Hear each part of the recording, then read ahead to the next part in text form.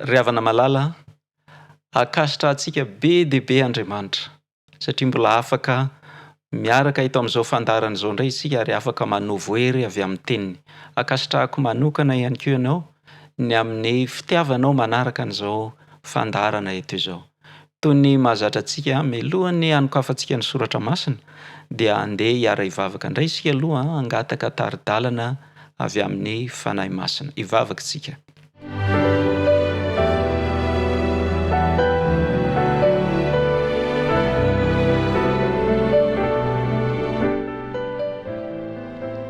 Andriamanitro rainay any an-danitra, dia rainay manokana mihitsy ianao satria ety ampelantananay ny soratra masina ary amin'ny fiteny izay ahafahanay mahatakatra tsara ny hevitra ao anatin'izany soratra masina izany. Ka dia maniry indray izay Andriamanitro, maniry ny andre ny feonao amin'ny alalan'izao fotoana ihainoanay sy andinianay ny soratra masina izao. Angatahanay ianao mba hanazava ny sainay, angatahanay ny fanahinao masina mba hanokatra ny fo amam-panahinay, mba hahafahanay mandray hery manokana indray avy amin'izao fandarana izao. Isaoranay koa ianao noho izao fitaovana ahafahana mifampita sy mifampahery izao, hitahy ny fitaovana rehetra ny ianao. Angatahanay amin'ny anaran'i Kristy nivavaka. Amen.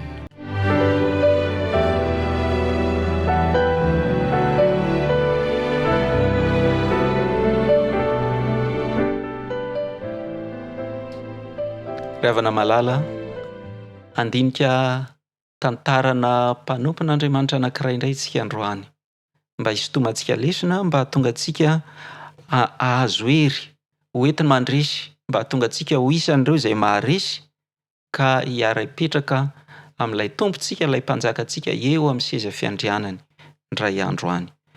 Andinika ny tantaran'i Daniela isika. Izao no vakiantsika ao amin'ny Daniela 7 dia ny andininy 220 sy ny andininy 720.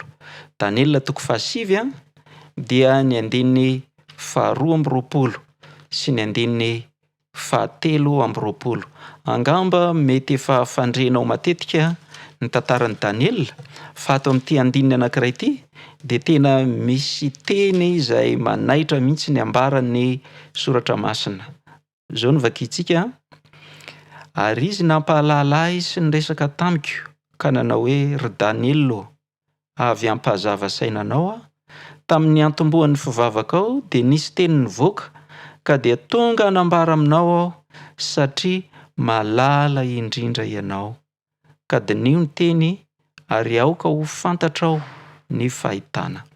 Ry havana malala, naniraka anjely Andriamanitra hitondra teny any amin'ny Daniela. Dia izao ny teny nampitain'Andriamanitra n'ilay anjely ho any amin'ny Daniela hoe: ry Daniela, tonga hanambara aminao aho satria malala indrindra ianao. Malala n'Andriamanitra indrindra izany ity mpanompon'Andriamanitra anankiray ity. Tena tian'Andriamanitra, mamy ny fon'Andriamanitra, malala n'Andriamanitra. Raha mba ny sofiko no mandre an'izany, raha mba ny sofinao, raha mba isika no mandre an'Andriamanitra miteny amintsika amin'ny alalan'ny anjely, fa isika dia tena malala n'Andriamanitra. Angamba heveriko fa samy mba maniry miredareda ny fotsika mba te hanana an'izany fiainana izany, hoe fiainan'ny olona anankiray izay Andriamanitra mihitsy nanambara fa tena nankasitrahany. Malala ny fon'Andriamanitra. Mbola miverina fanindro io fanambaran'ny anjely io ao amin'ny 10. Daniela 10 dia ny andininy 720. Daniela 10 ny andininy 720. Izao no vakiantsika: aza matahotra ralay malala indrindra, fiadanana aneo anao, mahereza eny mahereza. Ary rehefa niteny tamiko izy dia niahery aho ka nanao hoe: aoka hiteny ianao tompoko, satria efa nampahery ahy. Nampahery an'i Daniela, na dia efa voalaza ny aza hoe tsisy hery intsony tato anatiko, ohatrin'ny olona safotra tsy nahetsika intsony aho. Rehefa nampahery azy ilay anjely, hozy ilay anjely hoe: Daniela, malala indrindra, malala n'Andriamanitra indrindra, mahereza ianao. Dia hozy Daniela hoe tena nahazo hery aho. Nahazo hery izy rehefa nandrehana izany feon'Andriamanitra izany. Ry havana malala, sambatra loatra Daniela. Ary tsika ihany koa, isika ihany koa, mba handray lesona amin'izany, mba ho isan'ireo izay tena mahalala an'Andriamanitra ny isika. Misy lesona anankiroa sotomintsika avy amin'ny tantaran'i Daniela. Lava dia lava moa ny tantaran'i Daniela. Fa mba maniritsika mba ho te ho mahalala an'Andriamanitra oatra azy, dia mba mandray ny lesona tsara izay niainany teo amin'ny fiainany, mba hahatonga antsika mba hanana fanandramana tsara ohatran'izay niainany Daniela ihany koa. Daniela toko voalohany dia izao ny voalaza eo amin'ny 9:9. Daniela toko voalohany dia ny 9:9. Ary Daniela niny tao am-pony tsy handoto ny tenany tamin'ny anjara anina avy tamin'ny an'ny mpanjaka na tamin'ny divay izay fisotrony, ka dia nangataka tamin'ny lehibe ny tandapa izy mba havelany tsy handoto ny tenany. Inona moa ny zavatra niseho teto? Tsy aivontsika foy. Daniela manko dia babo anady. Babo mbola tovolahy, mbola eritrerony izy tamin'izany, mbola teo amin'ny taonany zatovo. Ary rehefa babo izy dia atao hoe ohatrany hoe mba nahazo tombotsoa raha samy babo rehetra, satria babo izy kanefa dia nentina tany an-dapan'ny mpanjaka ary nianatra tao amin'ny université, izay université ambony indrindra tamin'izany fotoana izany, ny université babyloniana. Dia nampianarina ny fianarana izay heverina fa ambony indrindra na ho an'ny babyloniana na ho azy izay babo. Rehefa tao amin'izany université izany izy mba ahazoantsika sary an-tsaina, ahazoanao sary an-tsaina hoe nahazo tombotsoa be Daniela, na dia ny sakafony hanina isan'andro aza dia efa sakafo manokana, hanina avy any amin'ny latabatry ny mpanjaka mihitsy. Ny tanjon'ireo izay mpamabo azy, ny babyloniana izany, dia nahatonga ny Daniela mba ho isan'ireo izay mahira-tsaina araka an'izao tontolo izao, ka tsy hoe ny fianarany fotsiny no manokana, fa na ny zavatra hohaniny aza dia zavatra izay natao mba hampahira-tsaina, hahatonga azy hanana saina mamiratra, anjara hanina avy any amin'ny latabatry ny mpanjaka. Daniela nefa nahafantatra fa tsy mahasoa azy io sakafo io, dia nanao safidy izy ny tao am-pony fanapa-kevitra entitra mba tsy handoto ny tenany avy amin'io sakafo. Eto izany dia tsara ny handraisantsika lesona fa ny sakafo ry havana malala mandoto antsika izy io. Tsy hoe afaka mihinana izay tiana hohanina, tsy hoe izay sakafo matsiro na heverina fa tsara manintona, mampilendalenda, mampite hihinana, tsia. Mandoto, afaka ny handoto antsika ny sakafo, ny hanina hohanina raha tsy mitandrina isika.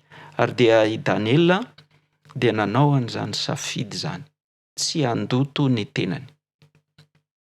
Maro ny zavatra izay efa fantatrintsika fa mandoto ankoatra ny sakafo. Rehefa ny soratra masina no manambara fa mandoto izany, mandoto, mampahaloto ny tenantsika, mahatonga antsika tsy ho isan'ny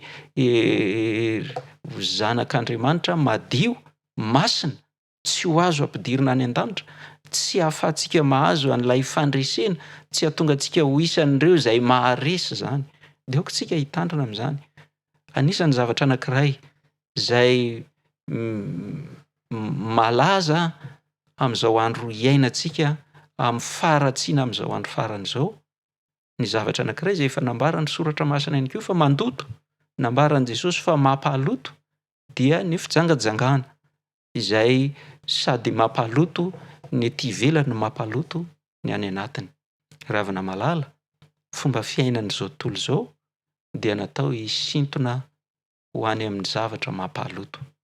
Ka na ny fitafy, na ny fihetsika, na ny fiteny, na ny fijery, ny zavatra rehetra dia natao hisintona, nataon'ilay fahavalo hisintona mba tsy hahafahantsika mipetraka eo amin'ny fahadiovana, eo amin'ny fiainana madio. Aoka mba hiny ao am-pontsika isika mba tsy ho voaloton'ireny, mba tsy handoto ny tenantsika amin'izany zavatra izany. Lesona anankiray faharoa sy tombontsika eo amin'ny tantaran'i Daniela ihany koa dia izay voasoratra eo amin'ny Daniela toko faharoa. Lava dia lava ny tantaran'i Daniela, asaiko ianao mba hamaky an'izany bokin'i Daniela izany. Ary raha sitraka ao azontsika atao ny miaraka mianatra manokana fotoana mba handinihana mihitsy ianarana ny bokin'i Daniela. Fa ankoatran'ny tantara mirakitra ny fiainan'i Daniela dia misy lafiny ara-paminaniana ihany koa amin'ny bokin'i Daniela, izay ilaza zavatra be dia be izay angamba aza mety mbola tsy ho heninao mihitsy, na mety efa heninao fa tsy dia nazava aminao loatra. Kanefa dia afatra ho antsika izay velona amin'izao andro farany izao ny voalaza ao amin'izany faminaniana ao amin'ny bokin'i Daniela izany. Andaovaka itsika ny Daniela toko faharoa dia ny andininy fahavalo amby roapolo. Daniela toko faharoa ny andininy fahavalo amby roapolo. Kanefa misy Andriamanitra any an-danitra izay mampiseho zava-miafina ka mampafantatra ny Nebokadnezara mpanjaka izay ho tonga any am-parany. Ry havana malala, inona ny zavatra niseho teto? Na ny nofin'ny mpanjaka, ilay azo lazaina hoe lehilahy voalohany indrindra, numéro 1 teto ambonin'ny tany tamin'izany fotoana izany. Tsy haivitsika ihany fa civilisationna babyloniana no civilisationna ambony sy nanapaka naneran-tany tamin'izany fotoana izany. Fa ny mpanjaka babyloniana mihitsy rehefa avy nanofy izy dia nampiororo azy fatratra ny nofiny ary tena tsy tafandromandry izy. Ary tsy mahagaga izany satria ao anatin'ilay antsointsika hoe faminaniana anisan'ny manan-danja indrindra ao amin'ny Baiboly, ilay nofin'ny mpanjaka teo tamin'izany. Ilaza ny tantaran'ny fanjakana rehetra ny fandimby eto an-tany mandra-piveriny Jesosy ka metrahan'ny fanjakan'Andriamanitra. Io nofin'ilay mpanjaka io. Niororo mafy ny mpanjaka. Dia nampanantena valisoa lehibe izy ho an'izay rehetra afaka milaza aminy an'ilay nofy sy ny heviny. Satria tsy tadidiny ilay nofy, tsy tadidiny ny nofy, indrindrandrindra moa fa ny heviny tsy fantany ny heviny. Ka dia nampanantena izy hoe raha misy mahafantatra dia azo fanomezana sy valim-potia ary voninahitra be. Rehefa nampahafantarin'Andriamanitra ny Daniela ilay nofy sy ny heviny dia tonga i Daniela hiresaka teo amin'ny mpanjaka ary dia nambarany Daniela mazava fa Andriamanitra no nampahafantatra ny nofy sy ny heviny. Tsy Daniela, tsy ny fahaizan'i Daniela, tsy izay inona moa izy na dia mety hitondra voninahitra be ho azy eo anatrehan'ny mpanjaka azy izany dia fantatry Daniela fa ny voninahitr'Andriamanitra no tokony ho fantatra io mpanjaka io mihoatra lavitra noho ny zavatra hafa rehetra. Ary fantatritsika fa raha vakitsika ny toy ny tantara dia noho izany fanomezam-boninahitra n'Andriamanitra nataon'i Daniela izany dia niaiky ity mpanjaka mpanompo sampy ity, mpanjaka lehibe, fa niaiky hoe ny Andriamanitra Daniela no Andriamanitra lehibe, tokony omena voninahitra. Ry havana malala, vakitsika ny fanambarana nataon'i Daniela, izy tenany mihitsy, momba n'ilay Andriamanitra izay novavahany rehefa nandray ny fahitanany amin'ny nofy izy. Daniela toko faharoa dia ho vakitsika ny andininy faharoapolo ka hatramin'ny andininy faharoa amby roapolo. Daniela toko faharoa dia ny andininy faharoapolo sy ny manaraka.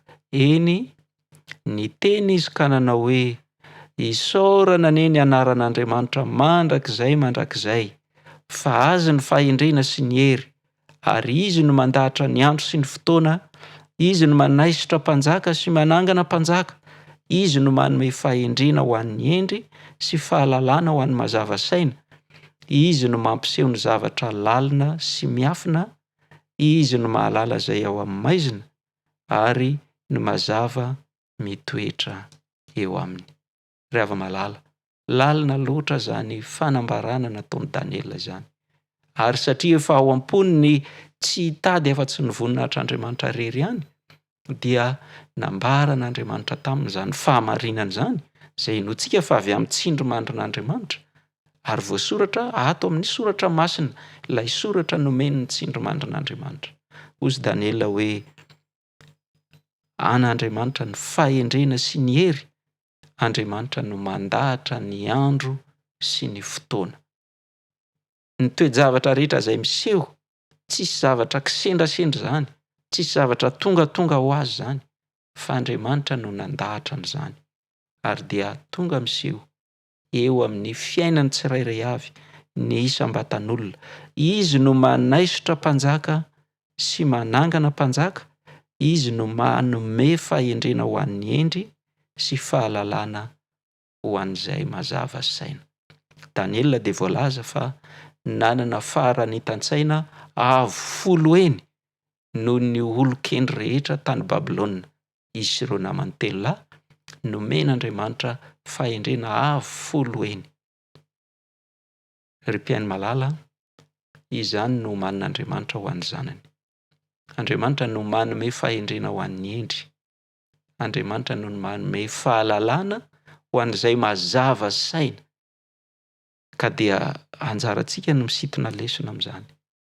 Raha tiantsika ny mba hanana fahalalana ho fanomezam-boninahitra an'Andriamanitra, arak'izay mba mety ho takatry ny saintsika fohy, dia Andriamanitra no afaka hanome an'izany ho antsika tsirairay avy. Fa ny lesona lehibe tiantsika ho sintomina amin'ny tantaran'i Daniel. Daniel dia nandray fanapahan-kevitra entitra ny tsy handoto ny tenany, ary Daniel dia nisafidy ny tsy hikatsaka afa-tsy ny voninahitr'Andriamanitra irery ihany. Sorantsika ny tenin'Andriamanitra.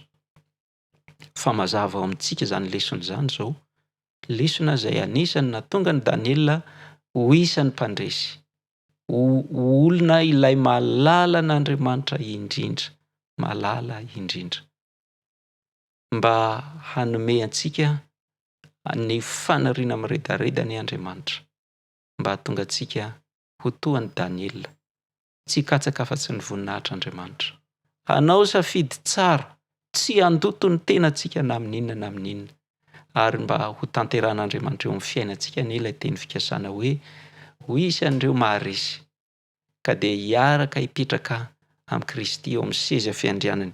Vakitsika indray mandeha ilay teny fikasana, tsy reraka mihitsy tsika mamaky azy. Apokalipsy 3 dia ny 9:1-20. Izay maharesy dia avelako hiaraka mipetraka amiko eo ambonin'ny seza fiandrianako, dia tahaka ny nandreseko kosa sy ny arahako mipetraka amin'ny raiko eo ambonin'ny seza fiandrianany.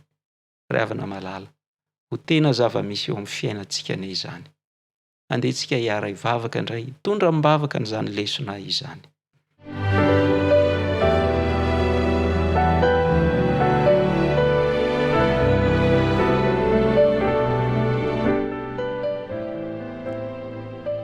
Andriamanitro Rainay any an-danitra, maniry izahay mba ho zanaka malala anao, malala indrindra eo masonao. Maniry izahay mba hanao safidy mafy orina ty amponay, hinia hatrany amin'ny fonay lalina mihitsy ny tsy handoto ny tenanay. Satria ianao efa nanadio, efa nandray anay tao anatin'ny fahalotonay, dia namela ny elokay rehetra, dia nanamboatra anay mba ho tonga zanakao. Andriamanitro, tehirizo aty anatinay ny fanariana ho isan'ireo zanakao, ho isan'ireo izay tsy nandoto ny fitafiany, ho isan'ireo izay maharesy. Ampio ihany koa izay tsy hitady afa-tsy ny voninahitrao irery ihany. Izany ny antom-pisianay eto amin'ity fiainana ity, dia ny hanome voninahitra anao. Ka dia ampio izay Andriamanitro, mba ho fanomezam-boninahitra anao rano fotsiny ny andro sisa rehetra izay iainanay. Fantatro fa hanampy anay amin'izany ianao, ary fantatro Andriamanitro fa raha tena hiaraka aminao izahay, dia hainao ny manao an'izany no tena zava-misy eo amin'ny fiainanay. Angatahako manokana ianao mba hitahy ny mpiaino rehetra izay manaraka an'izao fandaharana izao, mba ho isan'ireo izay mpanome voninahitra anao n'izay rehetra, mba ho isan'ireo izay tsy handoto ny tenanay, satria maniry mba ho azo ampidirina any an-danitra rehefa tonga ny fotoana izay nitendrenao. Tonoina sy angatanay amin'ny anaran'i Kristy nivavaka. Amen.